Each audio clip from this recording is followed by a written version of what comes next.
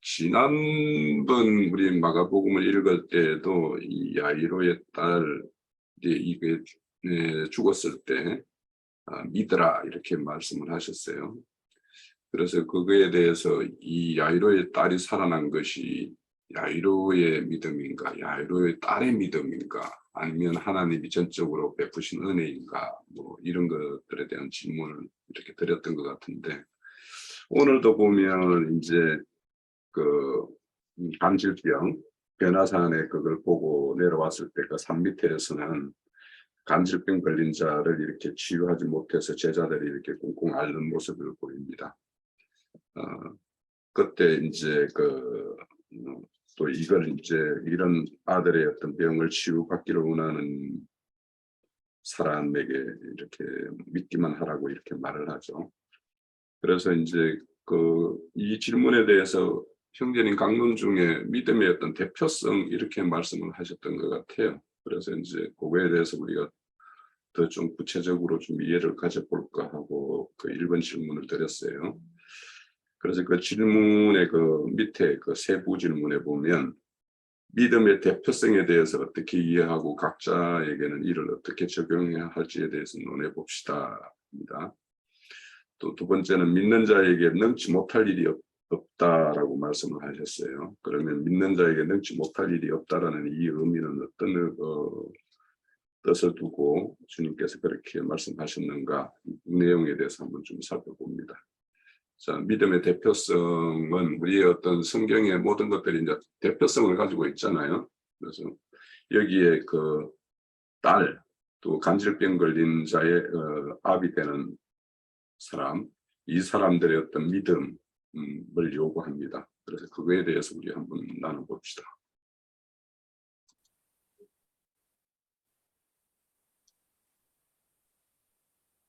이게 이라고 말하면은 굉장히 이게 사실은 이제 그 막연한 느낌이 들어요. 그래서 성경에서 정작 무엇을 믿는다라고 얘기하는지를 갖다가 우리가 좀 살펴볼 필요가 있습니다.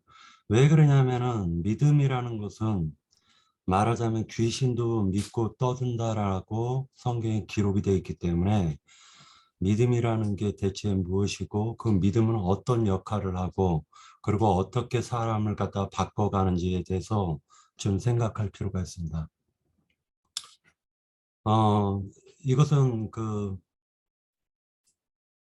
루터 얘기를 잠깐 하려고 하는데요. 루터가 하박국 선지자의 말씀에 대한 그 부분을 갖다가 생각한 게 있어요. 오직 의인은 믿음으로 말미암아 살리라 라는 말씀을 하고 있습니다. 루터가 로마에 갔었을 때 로마에서는 그 콘스탄틴의 어머니 헬레나라는 여자가 있었는데 그 여자가 그 말하자면은 그 빌라도에게 예수님이 빌라도에게 그 신문을 받을 때 오르락 내리락 했었던 그 계단을 갖다가 로마로 옮겨 놓습니다. 그러고 난 다음에 1500년 경에 루터라는 사람이 그 계단을 갖다가 올라가면서 하박국 선지자의 말씀을 떠오르게 됩니다. 그 계단에는 유리를 갖다가 깨뜨려 가지고 유리 조각을 갖다 계단 위에다 놔뒀는데 그것을 갖다 많은 사람들이 무릎으로 오르락 내리락 하였다라고 기록하고 있습니다. 그런데 이 루터는 무릎에서 피가 나면서 생각을 했다라는 거예요. 하박국 선지자의 말씀에 대한 오직 의인은 믿음으로 말미암아 살리라. 그렇다면 그 믿음이라는 게 대체 무엇이길래 한 사람 루터를 갖다가 그 캐토릭에서 빠져나오게 했고 그리고 종교 개혁을 갖다 일으키게 만들었는가라는 생각을 해볼 필요가 있습니다. 믿음에 대해서는 성경에서는 이런 말씀이 있습니다. 로마서에서 보면 믿음으로 믿음에 이르게 한다라는 말씀이 있습니다. 앞에 믿음과 뒤에 믿음은 어떤 믿음이라는 어떤 실상이 인간의 마음을 움직여서 믿음으로 이끌어 간다라는 것을 갖다가 표현하고 있는 것으로 보여집니다. 성경에서는 또 이렇게 얘기하고 있습니다. 믿음은 오직 하나님의 은은 차별이 없다. 그러니까 예수 그리스도로 말미암아 믿는 믿음은 모든 자에게 주어진 것이다. 차별이 없다라고 얘기하고 있습니다. 또 믿음이라는 것은 사람을 갖다가 또 믿음은 바라는 것들의 실상이고 보지 않는 것들의 증거라는 말씀도 하고 있습니다. 믿음은 하나님의 역사를 믿는 것입니다. 믿음은 보충하는 것입니다. 개인적으로는요. 이걸 성령 충만이라고 얘기할 수가 있습니다. 믿음은 사탄이 공격할 때 그 공격하는 것을 방어하는 역할도 합니다. 이것은 에베소서에서 믿음의 방패라는 말을 하고 있기 때문입니다. 또 믿음은 잘한다라고 표현하고 있습니다. 그리고 믿음은 능력으로 나타난다라고도 얘기하고 있습니다. 디모데 전서에서는 믿음의 비밀을 가진 자라는 말씀을 하고 있고요. 또 믿음은 바라는 것들의 실상, 보지 못하는 것들의 증거라고 얘기하고 있습니다. 자, 그렇다면은 성경에서 지금 얘기하고 있는 이 믿음은 어떤 믿음인가? 이걸 갖다 우리가 찾아야 되는데, 성경에서는 세상 기독교계가 빠뜨리고 있는 것이 뭐냐면요. 개인이 하나님을 도 닦듯이 하나님을 갖다 믿는 그 행위를 갖다가 기독교계는 중요시 여겨요. 그러나 성경에서는 한 가지 비밀을 내포하고 있습니다. 그건 뭐냐면 예수님이 가졌던 그 믿음을 제자들이 가졌고 그 제자들이 가졌던 믿음을 즉 예수님이 바라고 믿었던 그 믿음을 믿는 자들에게 주시는 거예요. 그러니까 믿는 자들은 예수님이 믿었던 그 믿음을 취하는 것입니다. 그런데 여기에서 한 가지 의문이 들어요. 야고보는 행위 없는 믿음은 죽은 것이다 라고 얘기를 하면서 나는 행위를 갖다가 보여줄 텐데 너희는 한번 그 믿음을 한번 보여줘봐 라고 야고보는 얘기를 하고 있어요. 그렇다면 그 야고보가 얘기한 그 믿음이라는 것과 지금 성경에서 얘기하고 있는 사도 바울, 특히 사도 바울이 증거하고 있는 그 믿음이라는 것의 차이점이 무엇일까? 라는 생각을 해보게 됐습니다. 야고보는 말하자면 누구를 갖다 겨냥한 느낌이 들어요. 야고보서를 갖다 유심히 보다 보면 누군가를 겨냥한 느낌이 드는 것은 저만의 생각일 수도 있습니다. 예전에 나영재님이 말씀하셨을 때는 야고보서를 보면서 굉장히 많은 은혜를 받았었는데 형제님께서 증거를 하시고 난 이후에 야고보서를 갖다 오늘도 또 똑같이 보면서 어떤 생각을 했냐면은 이건 뭔가가 좀 누군가를 겨냥해서 쓴 서신서 같다라는 생각이 들었습니다. 먼저 2장, 야고보서 2장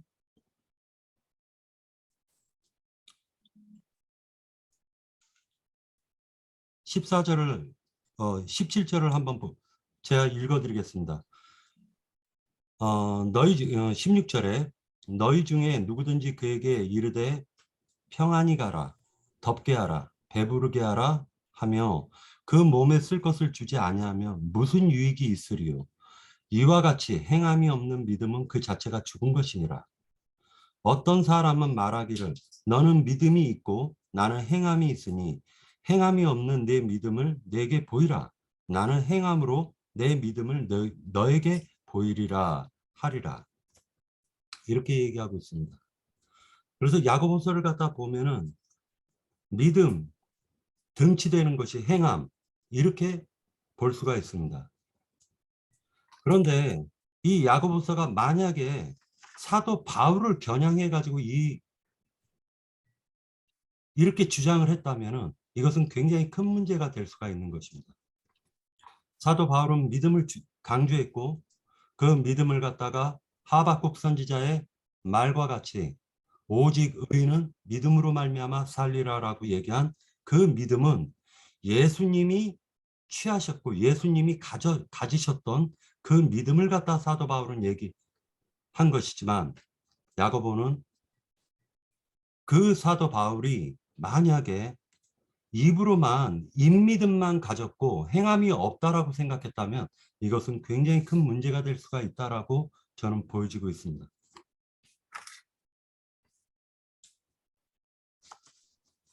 여기에서 한 가지 더 이제 생각해 볼 필요가 있는 것이 9장에서 보면은요, 소금이라는 말이 나옵니다. 소금은 그 자체의 성분이 물과 잘 섞이는 성분을 갖고 있습니다. 물하고 기름은 섞이지가 않아요. 섞이는 성질이 없습니다. 그런데 소금은 물하고 섞이는 그 자체가 아주 잘 융합이 되는 것을 소금이라고 얘기해요. 바다에서 건져가지고 그것을 말리는 것은 천일염이라고 합니다. 그런데 땅에서도 소금이 나와요. 이스라엘 이스라엘에서 보면은 롯의 아내가 소금 기둥이 된 것처럼 말 그대로 아면이라고 해가지고 흙 속에 있는 소금이라든지 돌 속에 있는 소금을 갖다가 땅에서 나는 소금이라고 얘기를 합니다. 소금은 재수 없을 때 또는 저주할 때 소금을 뿌리는 것도 있습니다. 그러나 성경에서는 소금은 모든 향을 만들 때, 그러니까 향을 만들 때도 소금을 갖다가 칠하는 말이 있습니다. 그리고 방부제 역할도 하고 음식의 맛도 냅니다. 제사를 드릴 때 소제물에 소금을 꼭 쳐야 됩니다. 그리고 하나님께서는 소금 언약을 하셨습니다. 이것은 뭐냐면은 신앙 양심에 따라 가지고 양심이 살아난 사람은 하나님의 말씀을 지키는 속성이 있다라는 것입니다. 그런데 신앙 양심이 더러운 자는 하나님의 말씀을 변질을 시키는 속성이 있다라는 거예요. 믿음이라는 것은 다시 얘기해서 예수님이 지켜왔었던, 그리고 예수님이 그렇게 아끼셨던 그 믿음을 우리 그리스도인들은 예수님을 가장 내면 그 양심에 모신 그리스도인들은 하나님의 말씀을 지키는 그런 속성이 있다라는 것이죠. 만약에 행위가 있다면 그것이 바로 행위라고 저는 생각을 합니다. 다시 얘기해서 하나님의 말씀을 갖다가 끝까지 지키면서 그것을 전달을 하는 것이 곧 하나님의 제사장들이요, 아들들이요, 말하자면 하나님의 사도들로 지금 이 시대에 부름을 받은 자들이 아닐까라는 생각을 합니다. 그래서 믿음의 대표성이라는 것은 저는 어떻게 생각을 하냐면, 다시 얘기해서 믿음의 대표성이 아니라 능치 못할 일이 없다라고 얘기하는 것은 인간의 육성이라는 것은 세상과 결탁하려는 속성이 강합니다. 섞이기를 좋아해요. 세상과 섞이기를 좋아하는데 하나님이 살려주신 그 양심을 통해 가지고 거듭난 새 생명은 하나님과 섞이기를 좋아한다라는 것이 성경에서 그 믿음이라고 얘기하는 것이 아닐까라는 생각을 해봅니다. 믿음은 잘한다라는 표현이 있습니다. 그리고 처음 믿음을 버리지 말라는 말도 있습니다. 그리고 믿음은 말 그대로 상속을 위한 상속자가 되기 위한 믿음은 하나님께서 주신 것이고 그 약속은 파기되지 않는다라고 얘기하고 있습니다. 믿음은 율법에서 난 것이 아니고 행위에서 난 것이 아니라 오직 믿음의 의로 말미암아 난 것이라고 얘기를 하는데 거기에서의 믿음은 바로 예수님이 주신 믿음을 지금 성경은 얘기하고 있는 것으로 보여집니다. 그래서 믿음은 증거가 있어야 된다. 그 증거라는 것은 바로 그 심령 속에 임하신 예수. 그것이 바로 증거다라고 저는 생각합니다. 예, 마치겠습니다. 자, 오늘 그 질문 주제와 관련해 가지고 더 요 부분에 대해서 한 분 더 말씀 주실 분 주시죠. 네, 제가 조금 하겠습니다. 우선은 믿음의 대표하면은 우리는 이제 아브라함을 생각하게 되죠. 아브라함을 하나님이 찾아오셔갖고 본토 친척 아비 집을 떠나서 하나님께서 지시하시는 가나안 땅으로 가라. 그렇게 말씀을 하세요. 그러면 가나안 땅은 젖과 꿀이 흐르는 곧 예수님의 마음이죠. 그럼 아브라함이 고향 우르를 떠날 때는 75세였고 이스마엘을 낳았을 때는 86세였고 할례를 받았을 때는 99세예요.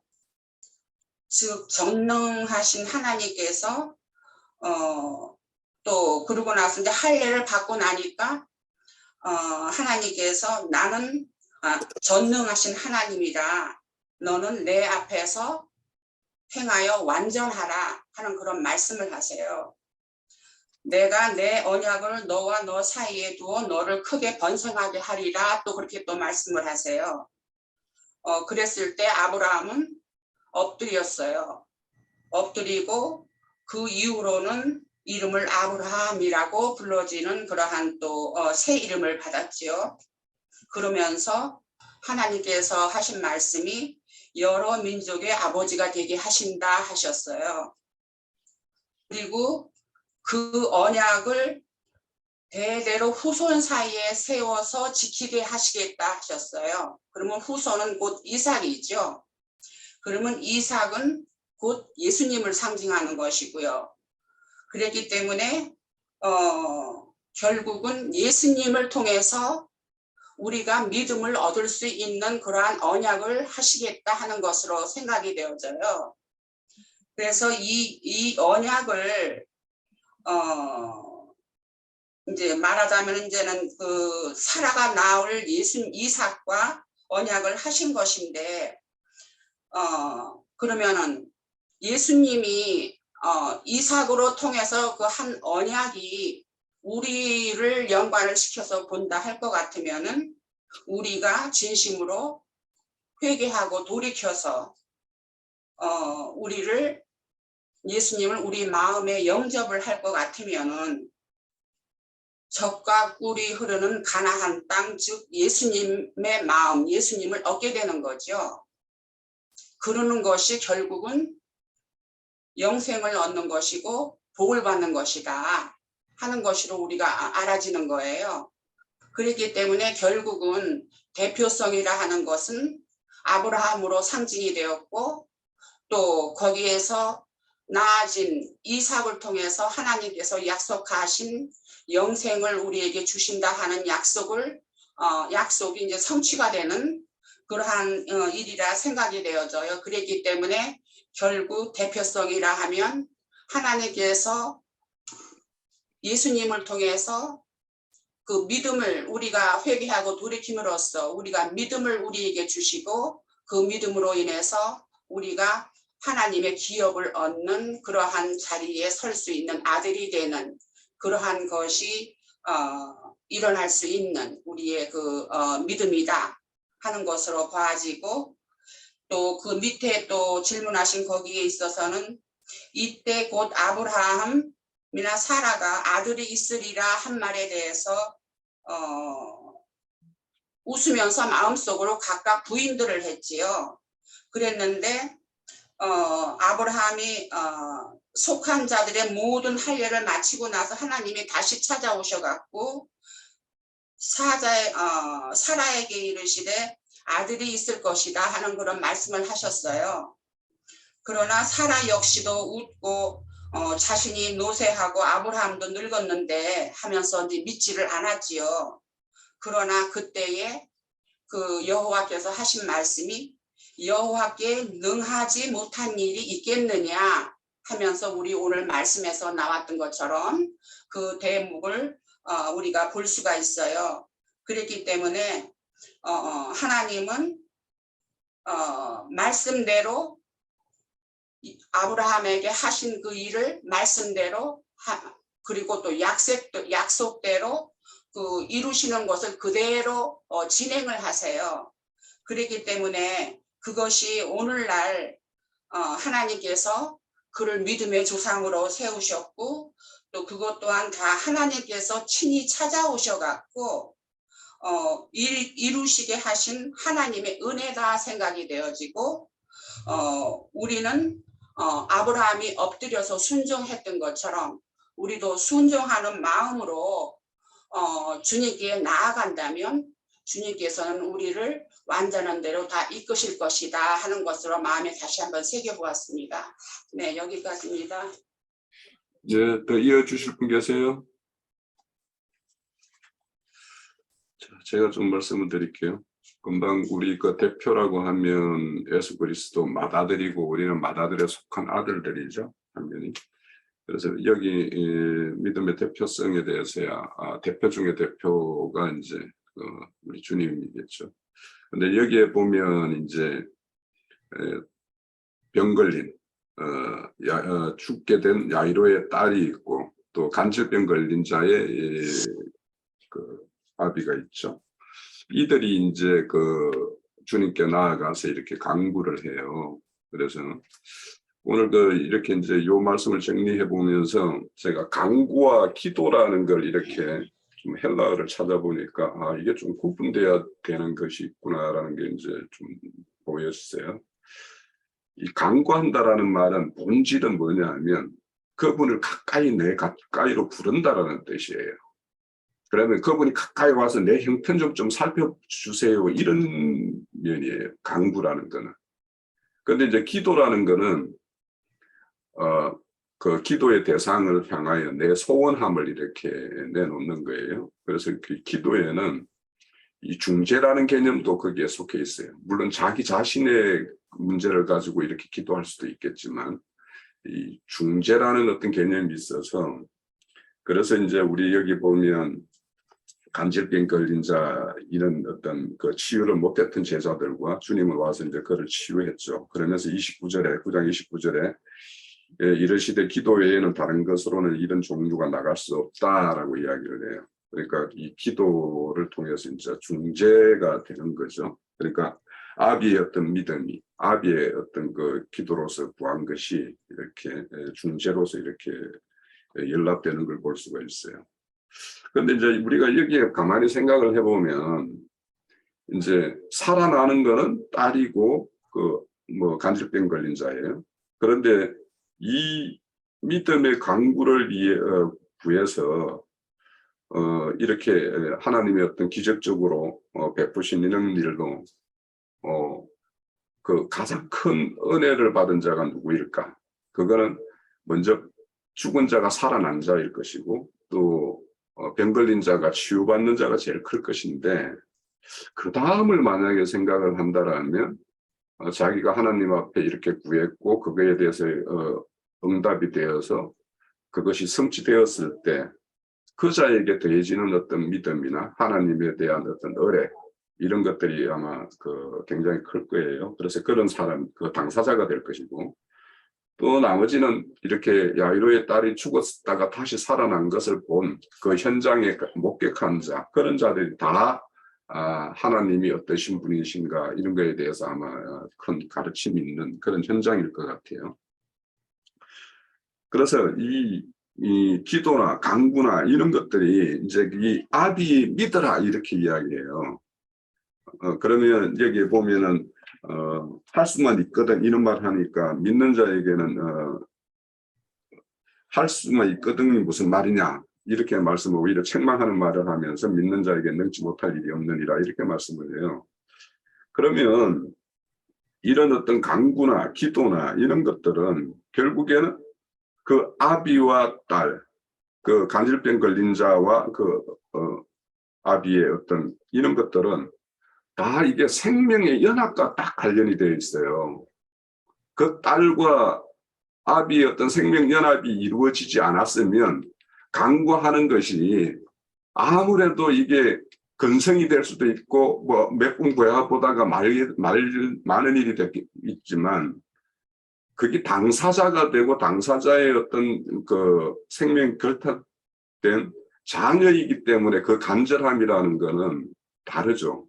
저는 이걸 이렇게 이 말씀을 정리해 보면서 얼마 우리가 뭐 올해 이제 몇 년이 지났네요. 세월호 거기 볼 때 세월에 그 갇힌 애들이 그 막 벽을 끌고 가지고 이게 손톱이 다 빠지고 막 이렇게 했다라는 그 장면이 이렇게 TV에 이렇게 방영이 되는 걸 봤을 때 그 장면을 보면 누구라도 그냥 그 쏙 터지는 그런 애달픔의 어떤 그런 것이 누구에게나 있는 거예요.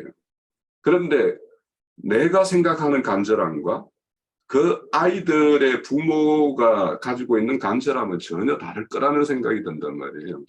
그러니까 여기에서 보면 여기 아비에와 그 병 걸린 자의 어떤 부모 이들이 그 당사자들과의 어떤 생명의 연합의 어떤 결탁 이것들이 어느 정도일까 이런 것들에 의해서 결국에는 그 믿음에 대한 어떤 연락 그 강구 이런 것들이 아마 주님께는 굉장히 크게 와닿았을 거다 이런 생각이 들어요. 그래서 이런 어떤 이런 자들의 어떤 생명에 결탁된 거 그래서 우리 역시 우리 각자가 어째 보면 야이로의 딸처럼 이런 어떤 죽은 자였었고 또 이 간질병 걸린 자와 같은 어떤 자였는데 우리가 이렇게 치유받고 한 것은 어째 보면 이제 치유 과정에도 있을 수 있고 치유받은 것도 있겠고 뭐 그럴 수 있는데 이런 것들이 우리와 어떤 생명의 연합이 결탁을 이루어서 이런 일이 이루어지고 있는가를 한번 생각해 볼 필요가 있다는 생각이 드는 거예요. 그래서 우리의 마땅히 우리가 알지 못하는 것을 탄식하며 구하는 분이 우리 주님이죠. 그분의 어떤 그런 어떤 생명의 결탁에 의해서 이런 것이 이루어지고 있음을 이 두 사례 야이로의 딸이나 간질병 걸린 자의 어떤 그 부모나 이들이 이렇게 주님께 나와서 간구하는 것 이것이 주님의 어떤 마음을 우리에게 그냥 그대로 이렇게 보여주는 것이 아닌가 그렇게 생각이 되고 또한 우리가 이제 이런 어떤 기도라면은 이제 아까 그 중재 개념이라는 게 이런 게 이제 있다라고 그랬는데 그래서 우리가 뭔가를 구하고 할 때 그 구하고 있는 그 대상자와 나와의 어떤 생명의 결탁력이 얼마나 있는가 그런 것들도 한번 생각해 볼 필요가 있다는 생각이 들어요. 그래서 우리가 어떤 사역을 한다든지 뭔가 일을 맡아서 한다든지 할 때 그에 이렇게 무리에 속한 자들에 대한 어떤 그 마음들이 이렇게 어떤 생명의 결탁 이런 게 없는 상황에서 그냥 근성으로 이렇게 우리가 습관적으로 하는 그런 기도라면 그런 거는 기도가 아닌 것이고 오히려 정말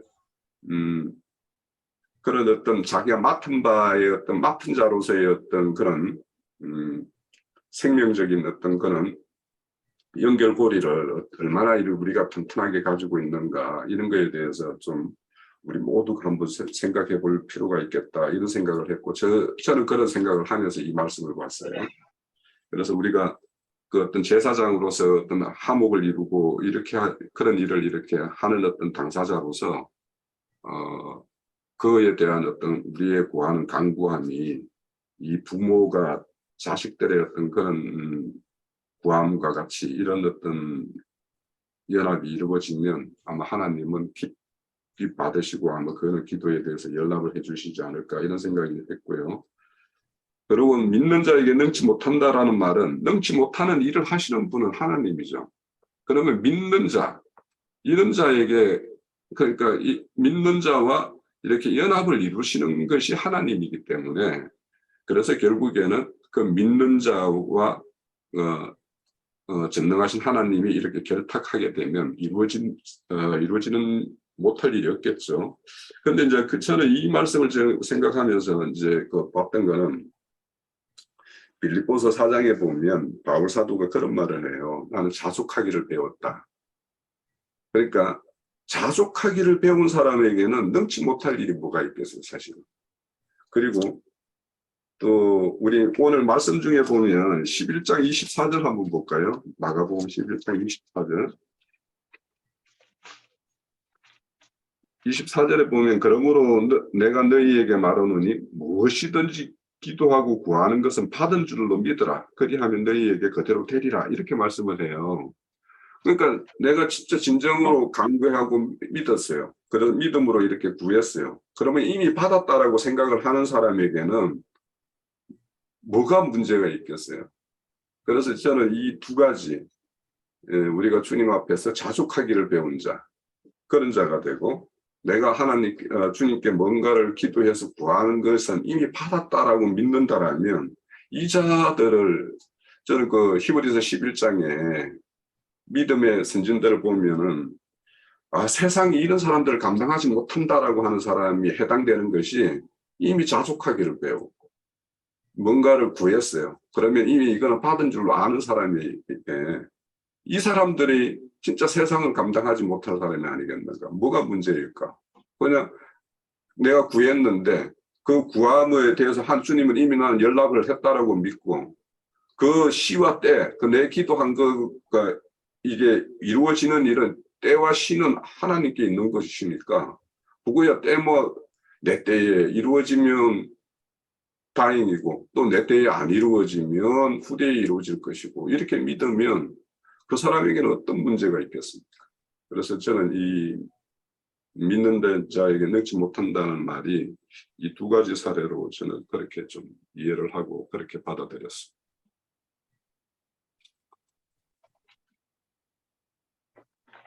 네, 안녕하세요. 잘 들리나요? 예, 들립니다. 네, 새로 이렇게 하나 준비를 했는데 텍스트 좀 해가지고요. 오늘 그 믿음의 대표성에서 생각을 해본 말씀이 이제 잠깐 생각이 나가지고 한번 전하고요. 마가복음 9장 37절. 7절. 누구든지 내 이름으로 이런 어린아이 하나를 영접하면 곧 나를 영접함이요. 누구든지 나를 영접하면 나를 영접함이 아니요. 나를 보내신 이를 영접함이라. 이 말씀은 제가 이렇게 잘 이렇게 설명할 줄은 모르겠지만 믿음의 대표성을 잠깐 이렇게 오늘 이렇게 증거하시는 형제님의 말씀을 듣다 보니까 믿음의 대표성은 오늘 제가 또 이렇게 한 분을 전도하는 과정에 믿음이라는 것 자체도 모르고 또 자기 자신이 여기 죽은 상태를 모르는 분을 전도하는 그 과정에서 말씀을 하고자 하는 거예요. 그러니까 믿음의 대표성은 내가 참 하나님을 믿는 그 과정에서 참 하나님을 알고 참 하나님을 믿었기 때문에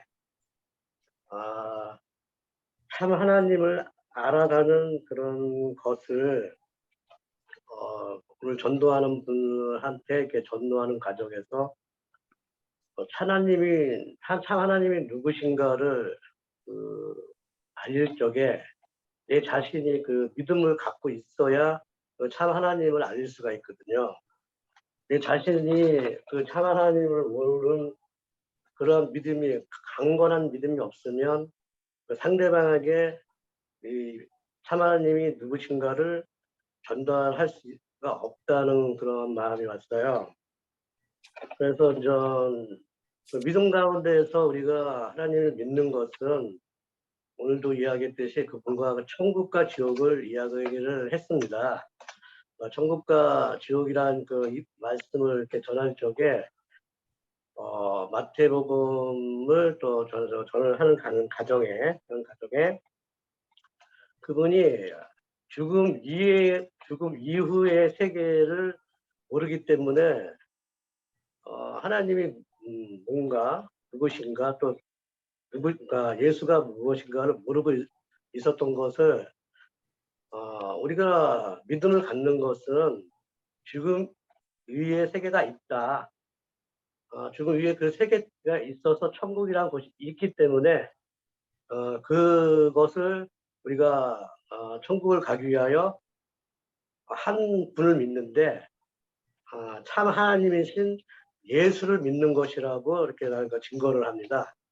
그분이 부활하셔서 지금 현재 함께 하시는 그리스도 예수라고 이렇게 나는 굳건히 믿기 때문에 그 굳건한 믿음을 아까 그 친구한테 전도를 했을 적에 그래요? 라는 그러한 것을 느끼면서 나도 이제 믿음에 이제 강조를 하다 보면 우리가 이제 성경을 알고 나가는 그런 과정에서는 참 하나님을 아는 그 믿음이 참 중요하다라는 이제 생각이 와가지고 그 믿음 가운데에서 오늘 그 대표성을 만약에 이야기한다면 참 하나님이신 예수를 알리는 그 믿음을 자신이 굳건히 믿고 상대방에게 전도할 수 있는 그러한 성령의 그 움직이심을 느껴야 참 믿음에 대한 것을 알 수 있지 않을까라는 그러한 생각으로 이렇게 잠깐 이야기했습니다. 여기까지입니다. 네, 수고하셨습니다. 자, 시간이 좀 됐으니까 2번으로 갈게요. 자, 두 번째는 사람이 그 부모를 떠나 둘이 한 몸이 될지라, 그러니까 짝된 자를 나눌 수 없다라는 게 이제 10장 첫 번째 단락의 그 이혼에 대한 그 가르침이에요. 그래서 이들이 이제 그 모세는 이 이혼 정서를 써주면 된다라고 하는데 뭐 이렇게 말씀을 하죠. 그런데 이제 저는 이제 이 말씀을 보면서 수가성 여인은 보면은 이제 그 남편이 5이 있었다고 그러고 현재 있는 남편도 참 남편이 아니다라고 그러고 이런 말을 해요. 그래서 이 두 말씀을 좀 연계시켜서 그러면 참 남편 그러니까 만난 그 둘이 한 몸이 되는 거 이거는 이제 그 에베소서 5장에 보면 그리스도와 교회에 대한 것을 이제 이렇게 말씀하신다라는 걸 우리가 알고 있어요. 그러면 그거와 연관시켜 가지고 수가성 여인이 여기 이제 요한복음 4장에 나오는데 보면은 처음에 이제 물 먹는 거 가지고 이야기하다가 그러니까 목마르는 물이 있고 목마르지 않는 물이 있는 거. 또 그리고는 이제 예배 처소에 대한 이야기가 나와요. 그래서 그때 보면 주님이 네가 참 예배할 때가 온다 때를 말을 해요. 이제 여인은 이제 장소를 물었는데 그래서 이런 것과 관련해 가지고 저는 이제 여기 보면 이 수가성 여인 같은 경우에는 참 남편이 아니면 이 남편과는 헤어져야 된단 말이에요. 사실은 여기는 그러면 이제 이 두 가지를 좀 이렇게 연계시켜 가지고 우리가 이 말씀에 이 둘이 짝지어진 것은 분리할 수 없다라는 말씀과 또 수가성 여인과 관련해서 이제 연결시키면 참 남편을 만나야 되는 문제가 있거든요. 그래서 이 문제에 관련해 가지고 한번 좀 나눠봅시다. 자, 요거 관련해서 말씀 주실 분. 예자자매님.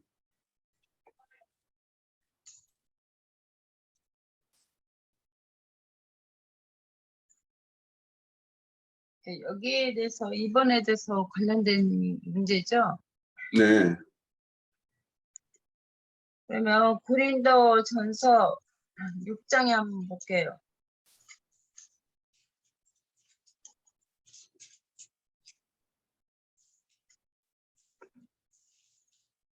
6장 15절.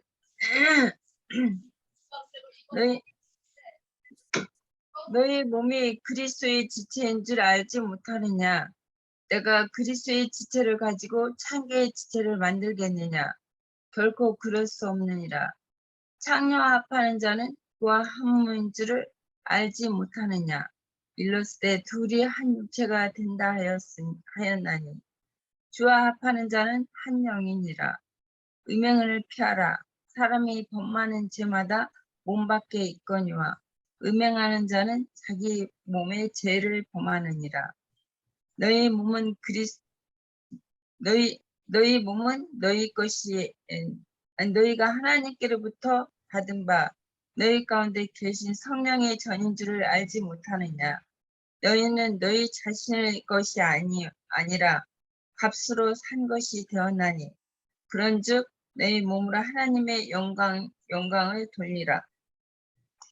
여기에서 말씀하신 것이 그 수가성 여인을 지금 여기 이번에 나왔는데 수가성 여인이 남편이 주님이 물어봤을 때 5이 있었으나 5은 참 남편이 아니고 지금 있는 남편도 자기 남편이 아니라고 그랬어요. 그럼 6이죠. 그러면은 그때 여기 지금 고린도 전서를 보면은 그 율법의 그 믿는 자들이잖아요. 여기 나오는 그 말씀은 믿는 자들이 율법 남편을 가졌던 거예요. 수가성 여인은.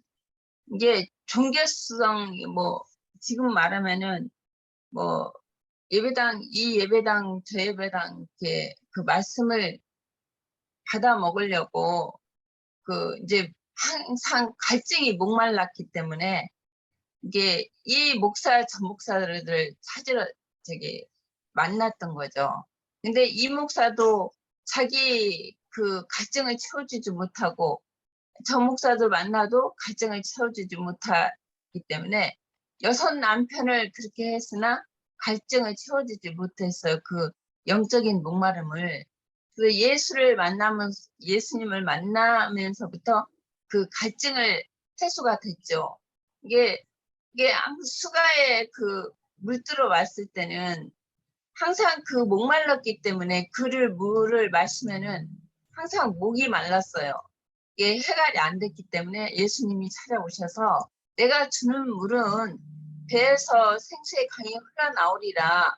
그러면 내가 주는 물을 마시면 다시는 여기 우물로 물 들어오지 않는다. 그런 영적인 그러니까 갈급함이 있었는데 주님을 만남으로 해결이 됐잖아요. 여기 고린도 전서의 말씀에도 보면은 이런 그 창기라는 것은 그 음행이잖아요. 그러니까 예수님 그 율법의 남편에서 벗어나야 되는 거죠. 벗어나서 율법 남편에서 죽으면은 새 남편인 그리스도께로 온다는 거죠. 시집을 와야 되는 거죠. 이게 밧세바가 우리야 남편이 죽어야지 다윗 왕에게 오는 것처럼 율법 남편에서 죽으면 그 새 남편한테 가도 음행이라고 하지 않거든요. 그렇기 때문에 우리가 종교에서 나와서 그리스도의 그리스도 안으로 들어가면은 영원히 목마르지 않는 샘이 흘러나오는 거죠. 이게 그걸 우리 마실 성령을 가리켜 말씀하신다고 있거든요. 이게 우리가 항상 아까 믿음 얘기도 나왔었는데 아까 박형제님이 믿음은 자람이에요. 이게 우리가 생명이 자란 만큼 믿음도 성장하는 것이 있고 믿음에 믿음을 더하라 하는 것은 이제 어렸을 때 그리스도가 믿음이시잖아요. 믿음이신 주님이 내 속에 들어오셔서 믿음을 주었어요. 이게 그 믿음이 자라야죠. 생명이 자란 만큼 믿음도 그만큼 성장하는 것이고. 네, 여기까지 할게요. 자, 이어주실 분 계세요? 죄송한데, 자매님 하세요. 예, 저희들 여기 수원에서 집회할 때, 박형식 형제님이 문제를 제기해서 저 오늘 여기서 이걸 확실하게 좀 밝혀야 될 것 같아서 좀 말씀드리고 싶고, 지금 마찬가지 믿음이란 얘기가 나왔기 때문에 제가 부족한 건 나인정님한테 확실하게 말씀 듣고 싶어서 말씀드리는데요. 믿음은 자라야 되는 거 맞고요. 뭐라고 설명을 해야 될까?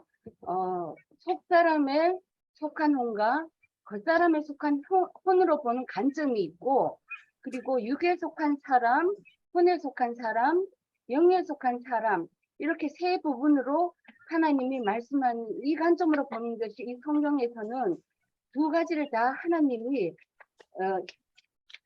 이제 말씀을 주고 있어요. 이 두 개 다 양면을 다 보면서 가야 되는 부분인데, 제가 습관이 되다 보니까 자꾸 영이 자란다 얘기를 드렸지만, 그 말은 저기 영의 생명이 자라야 된다는 말을 제가 습관이 되다 보니까 그렇게 얘기했는데, 제가 이것 때문에 참 교정도 많이 받았고 혼도 많이 났어요. 그렇기 때문에 제가 이 부분을 늘 기억을 하고 고치고자 하고 또 고치고 가고 있는 중인데, 이번에 박경식 경제님이 저 때문에 누가 막 시험에 들었다고 이렇게 얘기를 하시고 해서 저 그거 부분 놓고 참으로 많은 기도를 드렸어요.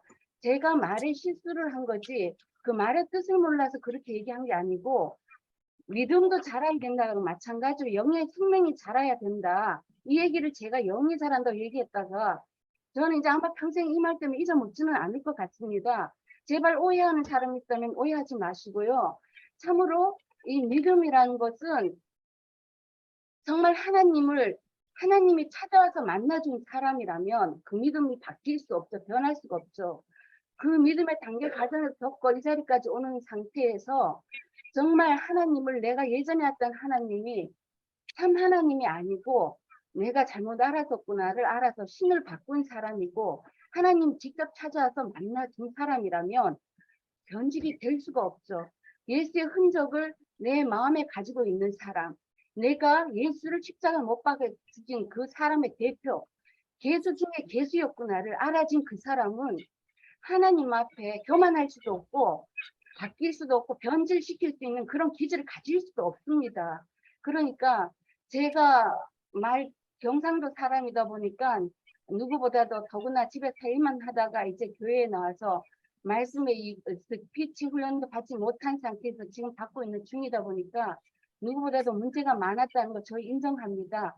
그러니까 이런 부분 다시는 얘기하지 마시고 제 말에 뜻을 알아듣는 사람은 말에 그렇게 했지 하고 알아들을 거라 생각하고, 제 때문에 뭐 오해받고 이렇게 아팠다면 그런 부분은 다시 그렇게 얘기 안 해줬으면 좋겠습니다. 그리고 제가 이 부분은 속사람에 속한 혼과 겉사람에 속한 혼, 이 부분에서는 겉사람에 육에 속한 사람이니까 하나님이 그거는 이제 인정 안 하니까 놔두고, 이 속사람 부분은 제가 기도하면서 받은 걸로는 성적 부분을 얘기하는 걸로 저는 받았습니다. 그리고 육에 속한 사람, 혼에 속한 사람, 영에 속한 사람, 우리가 세상에 있을 때는 애굽에 속한 사람으로서 이게 자라가는 거잖아요. 이것도 자람이잖아요. 육에 속한 사람에서 믿음을 조금씩 자라가면서 혼에 속한 사람으로 바뀌고, 그리고 영에 속한 사람으로 바뀌어가는 이 과정이 반드시 필요하고, 이것이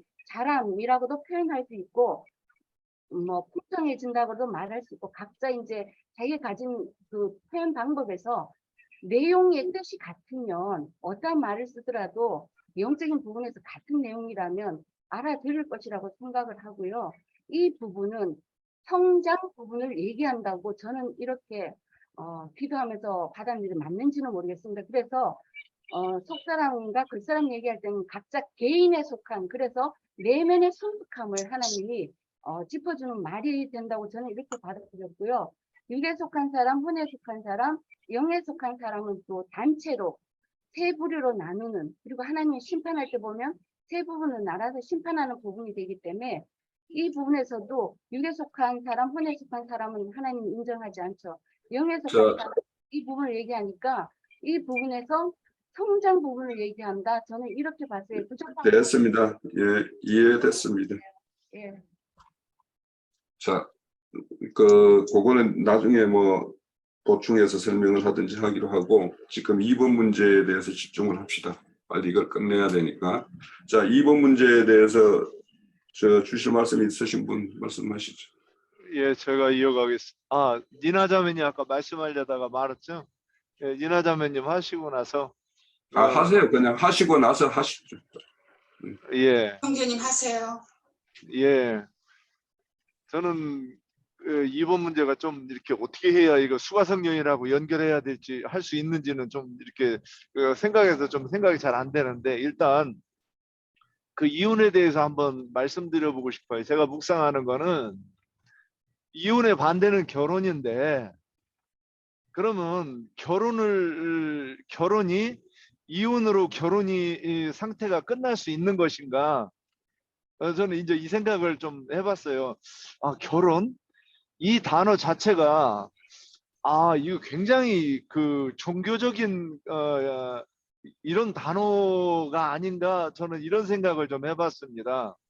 이게 혼이 결합한다 이런 뜻에서 결혼 아닌가요? 저는 이제 제가 이것도 게을러서 못 찾아봤는데 언제 찾아본다고 해놓고, 이게 한문으로 혼이 이 하나가 된다 이런 뜻 같아요. 이제 대충 이렇게 맞춰 보면. 그런데 그 반대가 이제 이혼인데, 이혼으로는 이 결혼 상태가 끝날 수가 없다, 저는 이렇게 보이는 거예요. 그래서 하나님께서 이미 한 몸이 돼가지고 이제 살았는데 둘이 갈라진다고 그래가지고 이게 결혼이 끝나느냐? 하나님은 그건 인정이 안 된다? 저는 이렇게 이제 이해가 되는 거예요. 그러면 어떻게 해야 이게 이혼이 되느냐? 남편이 죽어야만 이 관계는 끝난다, 이렇게 이해가 돼요. 그러면 남편이 죽는다 이 얘기를 남편이 어떻게 죽지? 그러면 이게 이제 생명나무를 따먹을 거냐 선악나무를 따먹을 거냐, 그래서 선악나무를 따먹으면 하나님하고 관계가 단절되는 거예요. 그런데 이번에는 이제 또 그 선악나무를 따먹다가 생명나무를 따먹으면 선악나무하고는 관계가 단절되는 것이고, 그것은 그것을 가지고 그 남편이 죽었다고 설명하는 것과 내가 그리스도와 함께 십자가에 못 박혔다고 하는 것이 이게 연결돼서 같은 것을 설명하고 있지 않은가, 좀 이런 생각이 들었고, 저는 여기까지만 할게요. 이혼 문제만 하고, 그 참된 예배에서 이걸 어떻게 연결해야 좋을지 좀 더 생각해보고 나중에 할 말이 있으면 또 할게. 예. 네. 네. 니나자매님. 네. 사람이 성장을 해서 육적인 아비집을 떠난다는 것은 이제 내가 삶에 어떠한 선택을 해서 내 집을 세운다 하는 그런 의미가 되겠죠. 그러면은 그것은 영적으로는 아브라함이 가나안 땅으로 가라 한 하나님의 그 말씀을 우리가 생각을 할 수가 있어요. 그래서 하나님의 말씀을 누리기 위해서는 우리가 여기에서 수가성 여인이 예수님을 만나갖고 영원히 목마르지 아니하는 물을 얻는 것이 곧 가나안 땅이지요. 그러면 그 물이라는 것은 예수님의 가르침, 예수님의 마음, 예수님의 영과 생명, 그러한 것을 우리가 소유할 수 있는 그 물을 마시는 거지요. 그렇기 때문에 그것은 우리에게 구원을 이루게 하는 그러한 물을 마시는 것이고, 그것이 결국은 우리 영혼에 있어서 영원한 남편이 되시는 분이다. 이걸 우리가 또 볼 수가 있어요. 그래서 그러면은 그 목마르지 아니하는 물과 참된 예배, 그거를 어떻게 저기를 하냐? 그러면 목마르지 않는 그 물이라는 것은 결국은 영과 생명의 말씀이고, 우리가 그것을 순종하고 삶을 드리는 그러한 그리스도의 그 어떠하심을 우리가 도로 당신께 보여드리는 그 삶 자체가 참된 예배다. 그러니까 우리가 그리스도를 통해서, 주님을 통해서 얻은 그 생명의 물, 그것을 우리가 순종하고 살면서 구원에 이르는 그것이, 또 우리가 그거를 전도를 하고 또 그리스도를 나타내는 그런 삶 속에서 우리가 그것을 도로 주님께 드리는 그 경배와 찬양이 결국은 하나님께 드리는 참된 예배가 아닌가 하는 것으로 생각이 되어지고, 그리고 그래서 그러면은 이혼을 한다 하는 것은 결국은 예수님과 끊어지는 것이기 때문에 멸망에 들어가는 것이고, 또 참된 남편이라 하는 것은 우리가 주님을 영접하는 것이 곧 참된 남편이고, 또 그것이 우리의 영원토록 안식에서 우리가 누릴 수 있게 하는 그러한 남편이 되시는 분이기 때문에 그것은 영생이시다 하는 것으로 그렇게 정의를 해봤습니다. 네, 여기까지입니다. 예, 더 이어주실 분요. 제가 이제 이 문제를 두 개가 뭐 별 상관없을 수도 있고 한데, 제가 연결시킨 거는 뭐냐면, 이제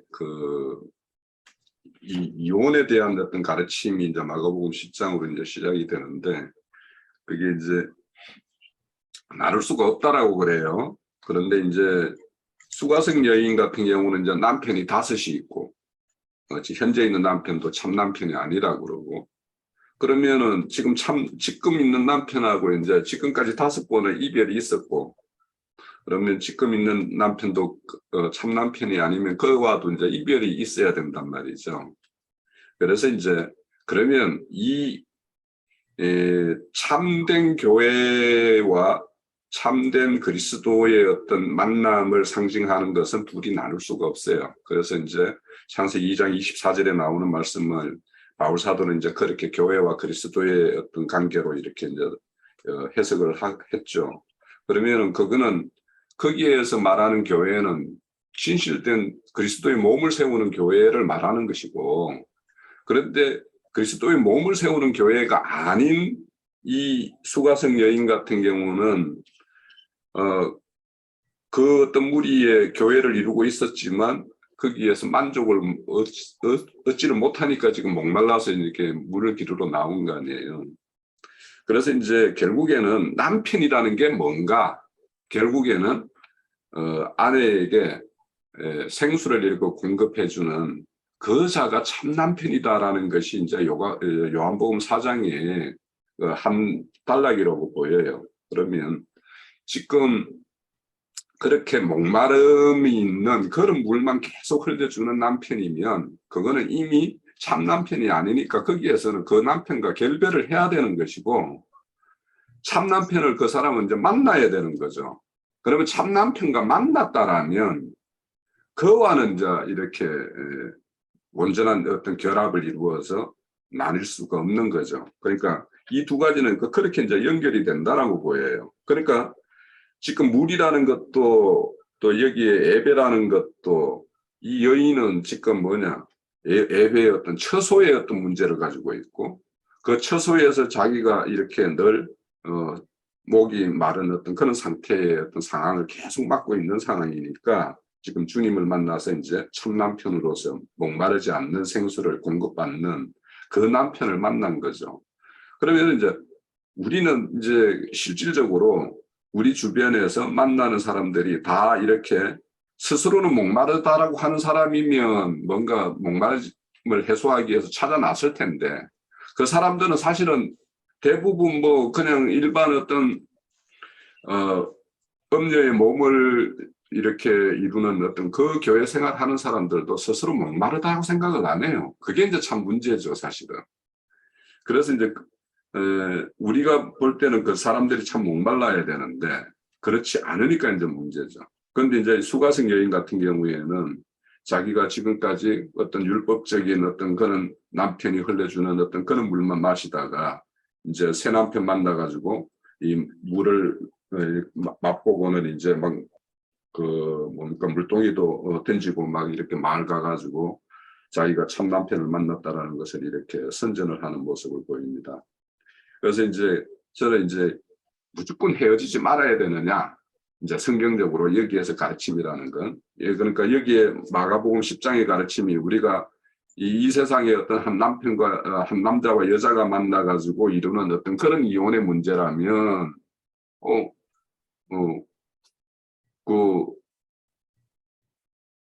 그 상황에 따라서 이제 법에 따라서 우리가 세상법에 따라서 이제 따라야 될 문제이겠지만, 정말 이게 믿음의 어떤 문제라는 걸로 가지고 오게 되면 거짓 남편하고는 우리는 이혼을 시켜야 되는 것이 우리의 어떤 책임이라서 그래서 이제 이 두 가지를 좀 연결시켜서 한번 말씀을 드렸던 것이고요.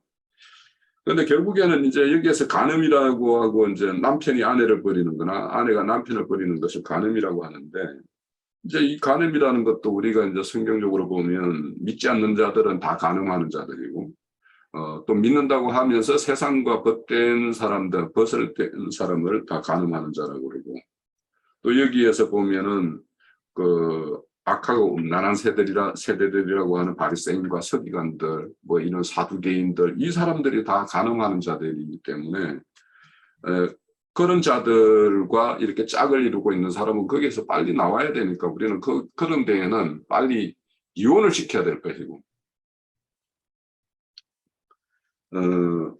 그런 차원에서 이 두 가지를 이제 연결시켰던 것이고요. 결국에는 목마름이 없는 생수가 공급되는 곳, 또 풍성한 생명 양식이 공급되는 그 남편이 주관자가 되시는 그런 교회를 이루고 있는지 아닌지 이런 것들을 우리가 밝히는 것이 결국에는 음절 교회를 몸을 이루는 교회는 이혼을 시켜야 되고 참 그리스도의 몸을 이루는 데에는 더 결탁되게 이렇게 하는 것들이 또 우리가 이런 생수를 아는 사람 입장에서 행해야 될 어떤 일이다 이런 차원에서 이제 살펴봤고요.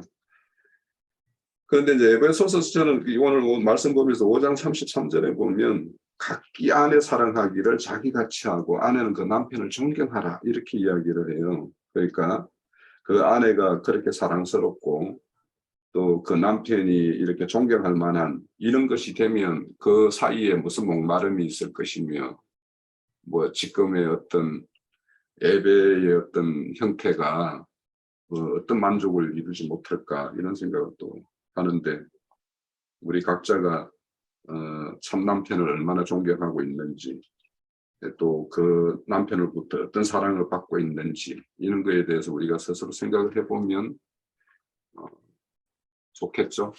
그래서 우리가 그 남편의 그 사랑을 받고 그 남편을 그렇게 존경한다면 우리가 좋은 교회를 이루고 있는 것이 되겠죠. 네. 자, 이 부분에 대해서 더 보충할 게 있으면 하시고 아니면 넘어가겠습니다. 자, 그러면 3번으로 갈게요. 3번에 보면은 이제 그 헌금함을 이렇게 살펴보는 게 있죠. 12장입니다. 12장 마지막 단락인데 거기 보면 이제 헌금함에 따라 여러 부자는 많이 넣은가 가난한 가부의 두랫돈 헌금함에 넣는 일을 이렇게 대조시켜 가지고 우리에게 이제 뭔가 전하고자 하는 뜻이 있으니까 이렇게 말씀으로 기록해 줬겠죠. 그 뜻이 무엇일까 이것을 이제 살펴보는 건데 요 구절은 그 위에 오히려 12장 40절을 이렇게 봐야지 이 말씀하는 의도가 이제 좀 더 분명해질 것 같아요. 그들은 가부의 가산을 삼키며 애식으로 길게 기도하는 자니 그 받을 판결이 더욱 중하리라 하고는 이 이제 41절에 가난한 가부의 헌금돈 두렙돈의 이야기가 나와요. 그러면 주님이 밝히시는 말씀 중에는 뭐 여러 가지 해석이 있을 수 있겠지만 40절과 연결시켜 보면 그 당시 이 가부의 가산을 삼키는 것 이거에 대한 뭔가 책망의 말씀이 우선되는 게 아닌가 이런 생각이 들어요. 자, 이 말씀에 대해서 한번 나눠보죠. 기독교가 이걸 많이 우려먹고 있죠.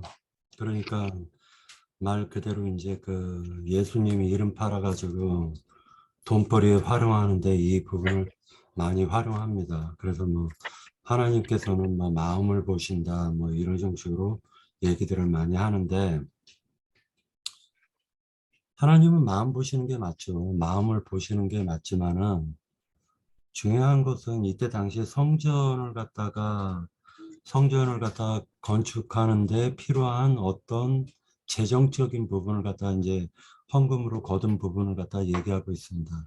그러나 참된 그리스도인들은 그러한 부분에 대해서 좀 자유로워져야 되고, 그리고 이제 그것을 상식적으로 생각해야 되고, 그 다음에 교회가 어떻게 이루어져서 어떻게 각자가 그 맡은 분량대로 헌금도 하고 또 일을 하는지에 대해서 그런 부분을 갖다 생각해야지, 기독교계처럼 그렇게 허접한 방식으로 생각하는 것은 좀 문제가 있다라고 생각을 하고 있습니다.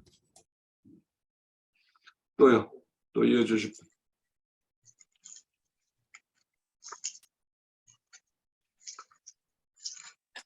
자, 여기 가부의 생계비, 이제 생활비라고 되어 있죠. 그래서 여기 이제 생활비는 이제 비오스 해가지고 어떤 육적인 생명을 유지하는 데 필요한 어떤 비용을 말하는데, 이 두렙돈, 렙돈이라는 게 가장 작은 화폐 단위라고 그래요. 그래서 우리 그 열왕기 상인가에 보면 밀가루 한 줌 이렇게 남은 거 가지고 선지자에 데리고 오는, 이렇게 그거 먹고 죽으려고 하다가 이제 그거 데렸다가 이제 그 형제 만난 이야기도 거기 나오는데, 여기에 보면 아까 말씀대로 저는 이게 이 말씀의 어떤 이치를 한번 볼게. 40장에 분명히 가부의 가산을 삼키는 외식하는 자들에 대한 이야기가 나오고, 그 밑에 바로 요 말씀 이어지는데 보면은 저 큰 건물들을 보느냐, 돌 하나에 돌 하나도 남지 않고 다 무너뜨리리라, 이 말과 요 사이에 딱 위치하고 있어요, 이 말씀이. 그렇다면 돈 많은 사람들이 많이 냈겠죠. 분명히 없는 그 가부가 전 재산을 낸 게 두렙돈이라면 부자가 그 일부를 내더라도 그 몇 배, 몇십 배, 뭐 몇백 배도 냈을 수도 있습니다.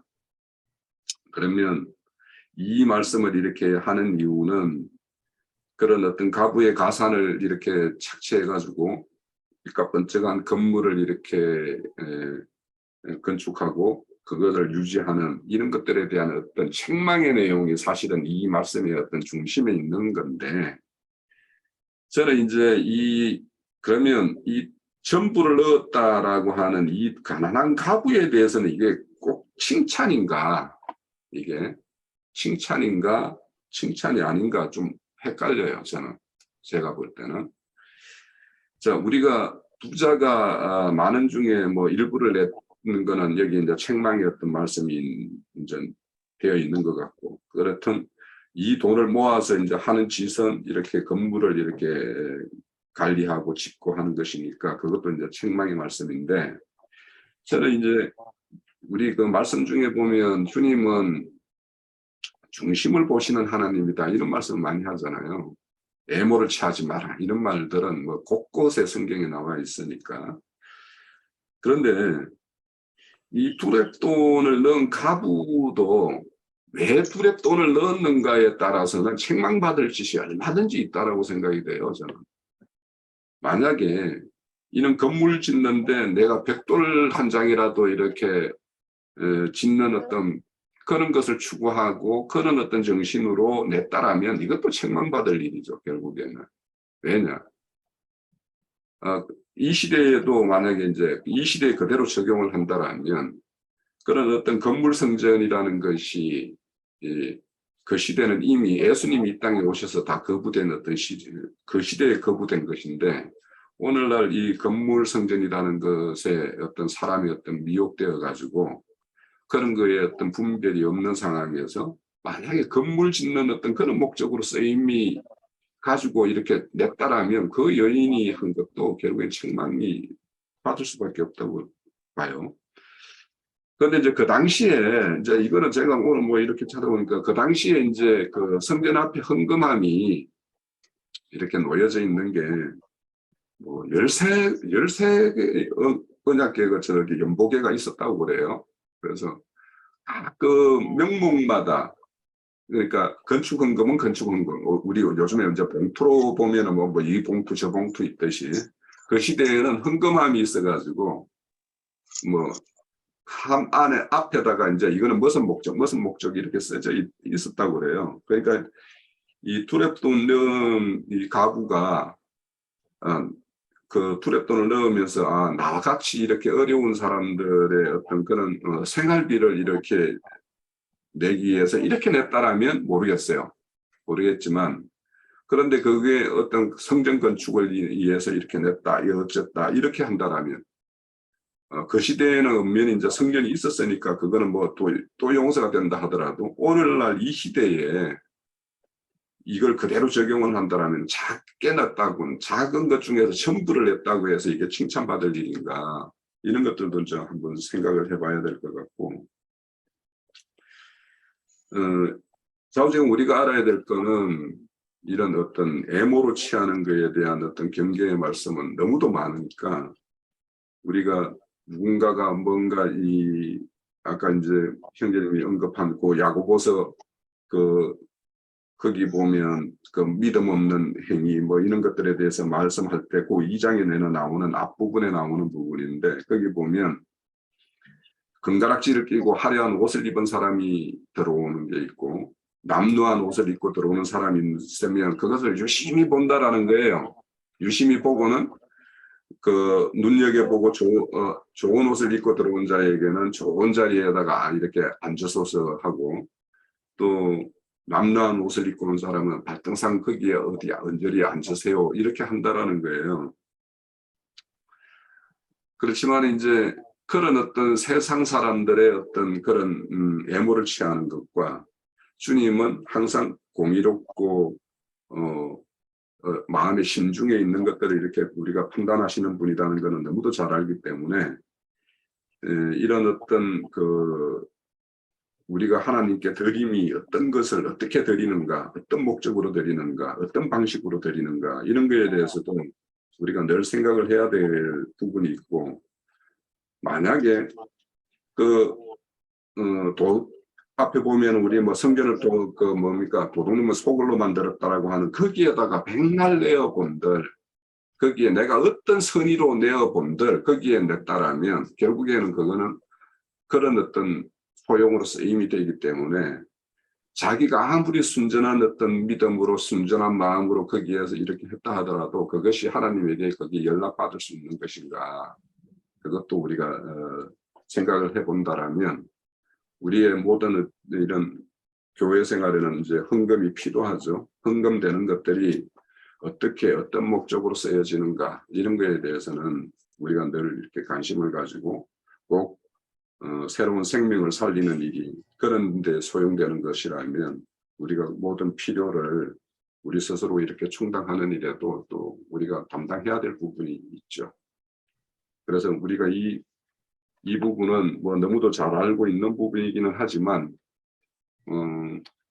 꼭 두랩돈을 가지고 이 가부의 어떤 걸 이렇게 칭찬한다라고 한다라면 이것도 합당한가 우리는 그렇게 이 부분을 좀 이해를 해서 우리가 증거를 할 부분이 있겠다 싶어서 질문지로 드렸던 겁니다. 네, 형제님, 제가 이어서 좀 얘기를 하고 싶은 것은 네. 예수님은 다 마음의 중심을 다 꿰뚫어 보시는 분인데 여기에서 과부가 두 두랩돈을 헌금을 했다 하는 것에 대해서 그 중심의 그 마음을 모르셨다면은 자기 생활비 전부를 낸 것이고 그중 제일 많이 낸 것이다 하고 이야기를 하셨을까.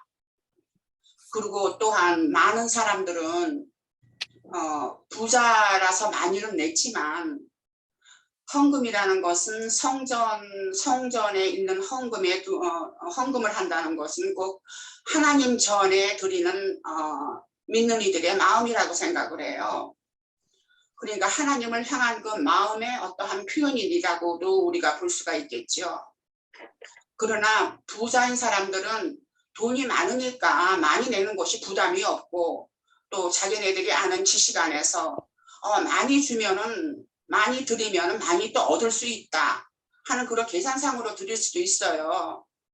그러나 이 과부는 없는 적에서 그것이 전부 자기 생활비의 전부라고 예수님이 표현을 하셨는데 결국은 이것이 어떠한 금액에 상관되는 것이 아니고 하나님을 향한 마음의 표시다 하는 것으로 우리가 봐야 되는 것이 아닌가 하는 것을 여기에서 지금 질문에서 불이 꺼졌네.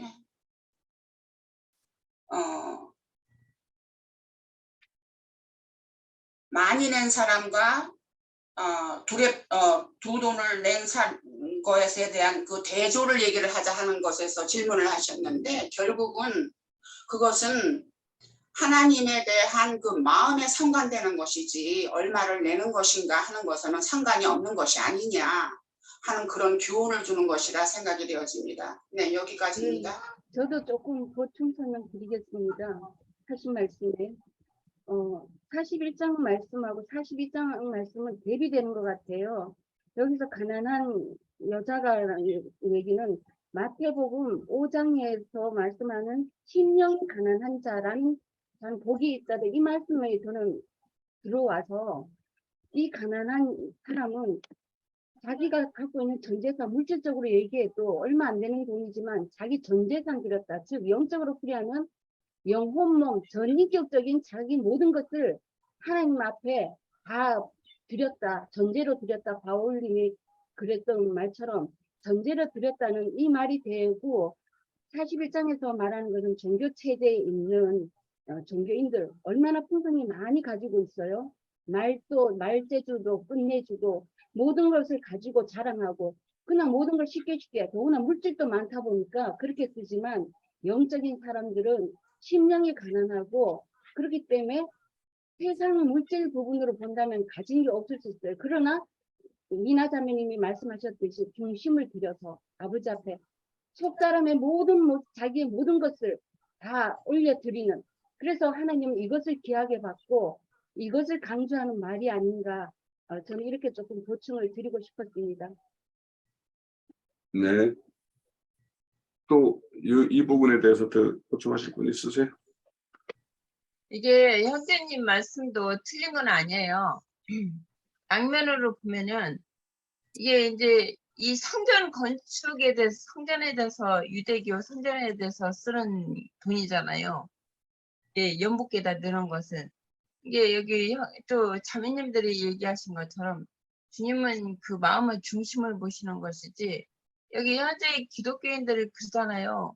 우리도 그 믿음 예배당을 다녀봤지만 그 뭐 외제차나 타고 다니고 삐까뻔쩍한 사람들은 대우가 좋아요. 대우가 좋고 정말 헌금도 잘 못 내고 또 옷도 초라하게 입으면 대우도 안 해줘요. 뭐 그 상관 낳고 있는지 없는지도 모르고 이제 그런 식이거든요. 그러니까 그 세상 사람들도 아니 그 믿는다는 사람들도 그래요. 전에 내가 그런 말을 많이 들어봤는데 돈 없으면 예배당도 못 나간다. 그런 말을 많이 들었거든요. 그런 것처럼 여기 유대교인들도 그 바리새인들은 돈을 좋아하는 자라고 했어요. 그런 것처럼 여기서도 이제 돈이 많고 정말 잘 사는 사람들은 많이 냈을 테고 지금 기독교인들처럼 없는 사람들은 못 낼 수도 있고 여기 과부처럼 두 넷돌 이게 자기 생활비 전부를 냈다고 한 것처럼 그런 주님은 그 심령을 보는 것이지 마음 중심을 보는 것이지 뭐 겉에 그 성전에 그 건물 내서 막 그 짓는데 그 돈의 비용을 걷는 거에 대해서 참여한다. 형제님들은 또 그런 쪽으로 말씀을 하셨는데 그 양면이 있는 것 같고요.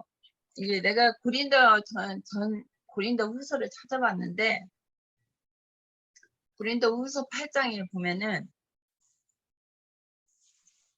그때는 성전 건물이었지만 지금은 이제 교회 그리스도의 몸을 말하는 거잖아요.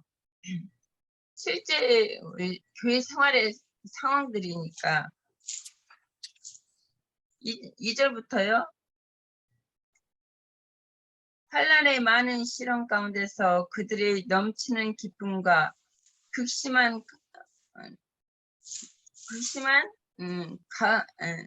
가난이 그들의 풍성한 연보를 넘치도록 하게 하였느니라. 내가 증언하노니 그들이 힘대로 할 뿐 아니라 힘에 지나도록 자원하여 이 은혜와 성도 섬기는 일에 참여함에 대하여 우리가 간절히 구하니 우리가 바라던 뿐 아니라 그들이 먼저 자신을 죽게 드리고 또 하나님의 뜻을 따라 우리에게 주었도다. 그러므로 우리가 디도를 권하고 그가 이미 너희 가운데 시작하였은즉 이 은혜를 그대로 성취하게 하라 했노라.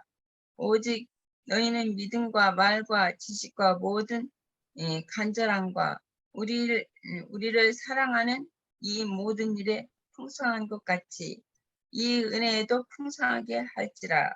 내가 명령으로 하는 말이 아니요 오직 다른 이들과 간절함을 가지고 너의 사랑의 진실함을 증명하고자 함이로다.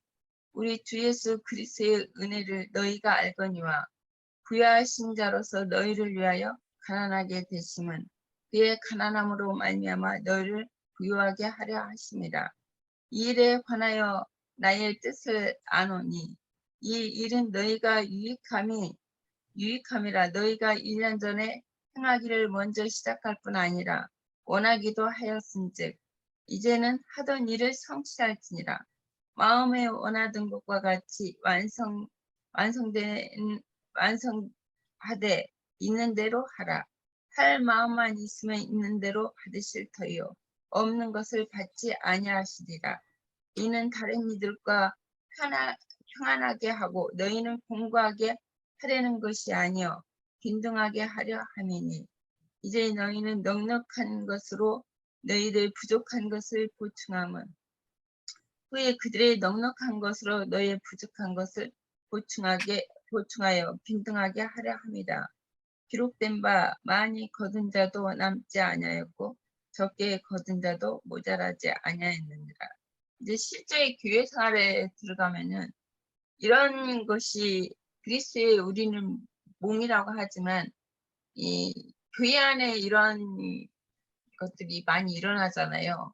지금 그런 것이 없지만 그럴 때에는 이런 연보가 필요하고 이제 없는 자들에게는 이제 우리 믿음을 따라 좀 하는 것이 더 중요한 것 같아요. 왜냐하면 있는 주님이 뭐 있는 것을 다 받으시는 거지, 있는 것을 받으시는 거지 없는 것을 받지 않는다고 하셨거든요. 이게 지체들한테 어떤 것을 하는 것은 주님한테 하는 것이지 이 사람을 보면 안 되는 것 같아요. 그 사람을 보면은 할 수가 없어요. 이게 주님으로 이제 주님이 하게 하심으로 믿음을 따라 하는 것은 주님이 얼마든지 받으신다는 것이죠. 이게 지체들한테 하는 것이 주님한테 하는 것이지 그 지체 사람한테 사람을 보고 하는 것이 아니잖아요. 이런 교회 생활이 필요한 것 같아요. 그 몸의 건축을 위해서는. 예, 예. 저도 좀 잠깐 짧게 지금 영감이 와서 말씀 드려보는데요.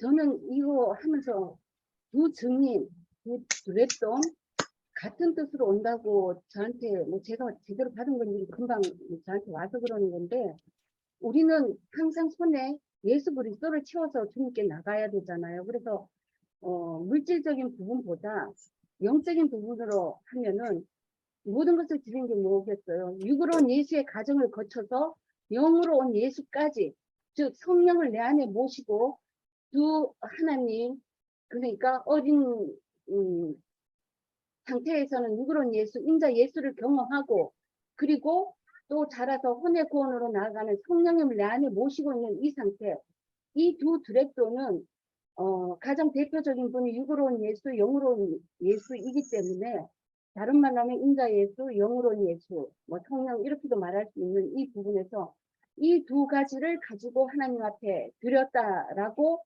방금 저한테 영감으로 와서 이 말씀을 드려봅니다. 뭐 그거는 이제 해석을 뭐 제가 잘 받은 건지 모르겠어요. 예, 여기까지요. 예.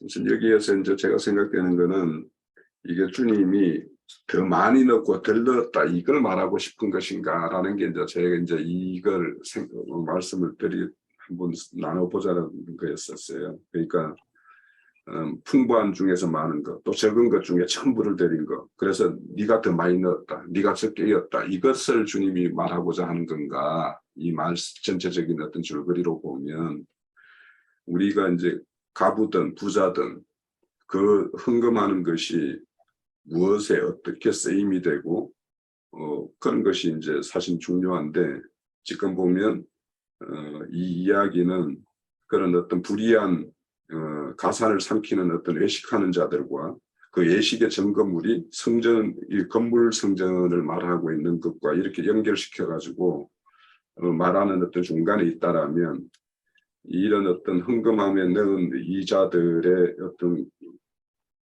것들이 하나님의 어떤 선한 목적으로 그렇게 소용이 되는 것인가, 이런 것들에 대해서 우리에게 뭔가 전하고 싶은 말씀도 있지 않는가, 그런 생각이 들어서 이건 한번 나눠보기로 했던 거고요.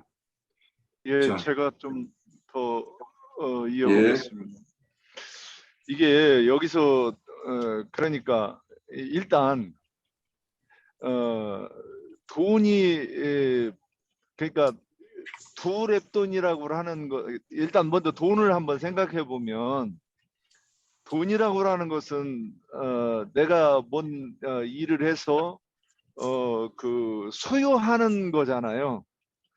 그런데 그 소유하는 것은 자기의, 그러니까 이제 그것이 내가 주님 앞에 줄이고 목마른 심령으로 인해서 내가 그 의의 말씀을 소유한 것이 이 두렙돈이라고 이렇게 저는 이해가 돼요.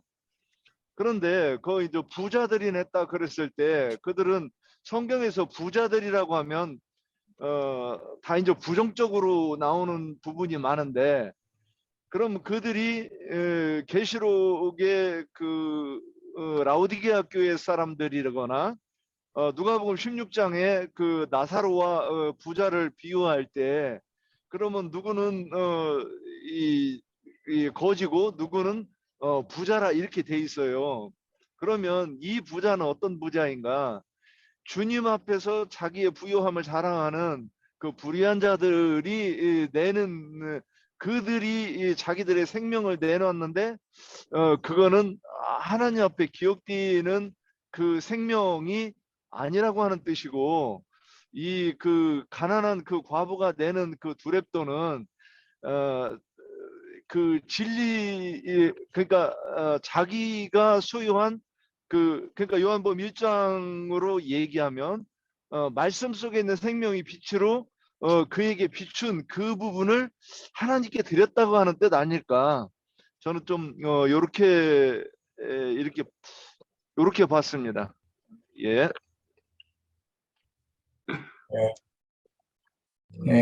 내가 내일 그 양양에 이제 돌아가서 원래 모레 집회를 하겠다고 하고 왔는데 내일 좀 시간을 변경해서 일찍 돌아가는 걸로 차표를 바꿨으니까 내일 집회를 정상적으로 할 겁니다. 광고 우선 먼저 하고요. 오늘 그 믿음에 관한 얘기가 나왔고, 믿음이라는 것은 내가 여러 번 그 강조했는데 영접한다. 그 이제 믿음 할 때는 이제 명사형으로 사용할 때는 믿음의 대상이 제일 중요해요. 영접을 할 분이 누구냐, 이게 중요하고, 그다음에 이제 믿다, 이게 이제 동사형으로 할 때는 영접을 하는 거니까 자신 속으로 받아들인다는 뜻이에요. 그다음에 이제 복음을 전하는 자는 믿으라, 주 예수를 믿으라, 뭐 이렇게 자꾸 믿으라고 권하죠. 그건 이제 동사형인데, 이것은 내가 전하는 이 복음 말씀을 통해서 예수를 믿음의 주로 영접을 해라. 이 속에 예수가 영접되어지는 것이 나를 보내는 이제 하나님의 뜻이다. 이제 이런 뜻이겠죠. 그런데 문제는 이제 믿음을 더해 주시는 분. 믿음이신 주님이 우리 속에 들어오셔서 우리의 그 내면에 영과 마음에 살아계실 때 자꾸 믿음을 더해 주셔요. 그 믿음을 더해 주시려면 성경을 이해하는 폭이나 또는 깊이나 그 그리스도는 누구인가에 대한 그 높이 이런 것들을 자꾸 더해 주신다. 더 깨닫게 해주신다. 이제 그런 뜻인데 결국 이런 것이 믿음이 자란다. 아까 이제 그런 얘기가 나왔는데 믿음은 자란다고 하지 않고 믿음이 더해짐으로 생명이 자란다. 표현을 항상 정확하게 해야 돼요. 네. 그저 영이 자라느냐 뭐 이제 이런 문제를 가지고 아마 뭐 그 이러쿵 얘기들이 있었던가 보죠. 근데 지난번에도 내가 한번 지적한 것처럼 영이 자라는 게 아니라 거듭난 영의 영적 생명이 더해지니까 풍성해지니까 영적 생명이 더 자란다 이렇게 해야 되는 것처럼 믿음도 믿음이 자라는 것이 아니라 믿음으로 말미암아 영적 생명이 자라는 거예요. 믿음이 더해지면 당연히 영적 생명이 자라는 거죠. 그 말은 점점 내면이 밝아지고 풍성한 사람이 된다. 그런 뜻이에요. 그러니까 이런 것을 표현을 할 때 내가 지금 이걸 이렇게 지적을 하는 것은 기독교계에서 함부로 막 사용하던 그런 언어를 잘 이게 정제해서 쓸 필요가 있다는 거예요.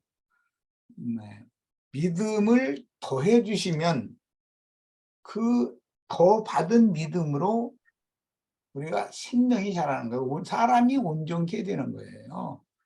그리고 또 영이 자란다라고 하지 말고 또 영이 거듭나면 거듭난 영의 주님이 살아계시면 사람의 생명을 더 자라게 해서 풍성하게 한다.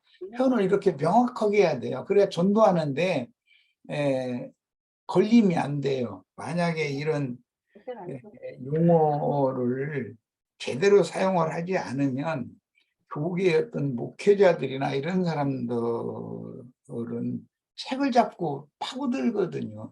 쉽게 넘어가 주지를 않고. 그러니까 그런 것을 명확하게 좀 해주시기를 바라고. 아까 그 윤상훈 형제가 이제 그 혼인이라고 할 때 결혼이라는 것은 어떤 것을 이렇게 다발로 해서 묶는다 그런 결자라는 것이 그게 이제 묶을결 혹은 내가 어릴 때는 묶을결이라고 배웠는데 나중에 그건 맺을결이라고 이렇게 이제 바꿨더라고요. 그런데 맺는다라는 것도 좋은 뜻이겠지만 맺다 뭐 서로가 어떤 결연을 맺다라든지 또 저 사람과 저 사람이 이렇게 뭐 관계성을 맺다 그런 의미도 좋지만 원래 그 내가 어릴 때 그 천자문 책 놓고 배울 때는 묶을결이라고 배웠었거든요. 이게 그런 개념을 이해를 하시고 결제하는 그 혼이라는 것은 그 기집녀 변에다가 아무개 씨 할 때 종자 씨라고 그러죠. 종자 그 씨라는 말이 종자라는 뜻이거든요. 종자씨 뭐 김아무개 씨 뭐 이렇게 부르면 그것은 그 씨라는 말은 종자라는 뜻이에요. 이제 한자 뭐 한자 공부 시간 같네. 그 씨자 밑에다가 이제 나자가 합쳐져 합성돼서 그게 씨와 궁 계집녀라고 그러지만 그 이제 궁이라는 뜻이거든요. 집 씨가 이게 심어지는 그 터전 그런 뜻이거든요. 그래서 씨와 다시 묶이다. 서로 이게 결탁 맺다 이제 그런 걸 결혼이라고 그러는 게 이 사람 영혼 할 때 쓰는 그 혼자가 아니다라는 거. 이게 우리 이런 말을 내가 그때 가르치지 않아야 되는데 이게 오해하면은 어디 나가서 목사들이 들었다 아주 무식한 사람들이라고 이렇게 나와 그랬더니 큰일 나니까. 그러면 만약에 그런 사람들의 책만 받으면 결과적으로는 내가 책임이지 뭐 누가 책임이에요. 나를 만난 지체들은 다 어떤 문제가 있으면 모든 책임 나한테 오는 건데. 예, 그런 의미를 잘 아시고, 예, 씨와 밭이 맺는다. 그게 씨를 밭에다가 심는다라는 그런 뜻이, 심기 위해서 서로 결탁, 연결한다. 예, 그런 뜻이 이게 결혼이라고 그러고, 원래 결혼이라고 하지 않고 이제 혼인이라고 그러는데, 예, 그 혼인 반대는 이혼이거든요. 이제. 이혼이라는 건 떼어놓는다, 나눠놓는다 그런 뜻은 다 아시죠? 분리시킨다 할 때 그 이자거든. 이제 그 맺어진 관계를 떼어놓는다, 나눠놓는다. 가지고 좀 그 농담 비슷하게 상소리지 이런데 그 뭐 찢어진다 뭐 이렇게 말하면 갈라쓴다라는 이제 그런 뜻이요. 그런 때는 이혼이라고 그래요. 예. 남자와 여자가 이렇게 만나서 결탁 맺어졌다가 이혼의 경우는 서로 갈라선다. 떼어놓을 이자니까 이건 그 개념을 이렇게 잘 이해를 하시길 바랍니다. 그 혼자가 영혼 몸을 때 쓰는 그런 혼이 아니에요. 그 혼이라는 그 단어 자체는, 한자 자체는 그 씨와 궁이 결탁한다라는 그런 혼자인 거예요. 이런 거 기본적인 상식이니까 이런 건 알고 문자를 사용하는 게 좋습니다. 네, 마치겠습니다.